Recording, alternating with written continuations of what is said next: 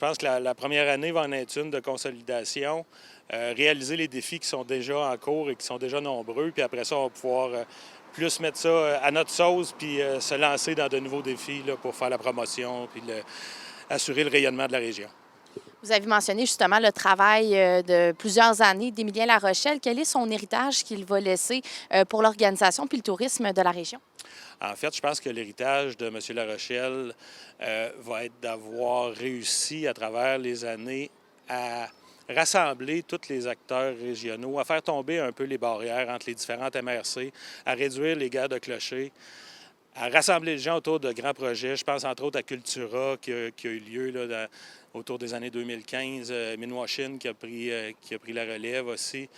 Donc, il a réussi à fédérer un peu tout le monde puis de faire de l'Abitibi-Témiscamingue une destination qui parle d'une seule voix. Puis quels sont les dossiers que vous allez reprendre qui sont déjà en cours, qui ont été entamés justement par Émilien Larochelle, que vous allez prendre puis poursuivre dans les prochains mois, prochaines années? Effectivement. En fait, les trois projets principaux, je dirais, pour la prochaine année, il y a le dévoilement de la nouvelle image de marque de tourisme Abitibi-Témiscamingue qui devrait avoir lieu cet automne. Il y a le pôle d'innovation en tourisme régénératif et bien-être des populations qui va avoir son siège social à Rouyn-Noranda, qui devrait commencer ses travaux au mois de septembre prochain. On est en train de finaliser le financement. Ça va bien. Je pense que ça va être une belle vitrine pour la région. Sinon, on a un beau projet de mutualisation de ressources humaines au niveau du territoire qui va permettre à tous les acteurs, les attraits, les hébergements, les festivals, d'avoir accès à des ressources spécialisées, que ce soit au niveau du développement web, du tourisme durable, du tourisme gourmand.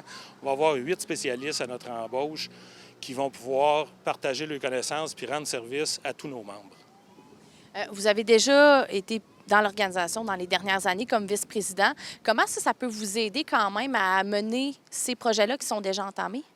Bien, en fait, ma connaissance des projets en cours est déjà très bien. Donc, je pense que de ce côté-là, je vais pouvoir juste continuer puis aider la nouvelle direction générale à savoir pourquoi on a mis ces projets-là en route, quels sont nos objectifs, puis où on est rendu dans chaque dossier. Sur un moyen long terme, quels seraient les projets que vous aimeriez commencer une fois que vous allez avoir terminé votre premier tour de roue? C'est une très bonne question. Je ne suis pas rendu là encore dans mes réflexions, mais c'est sûr et certain que je pense que ce qui va aiguiller mes réflexions, c'est de garder le développement régional au cœur de notre démarche. Ça a toujours été notre priorité.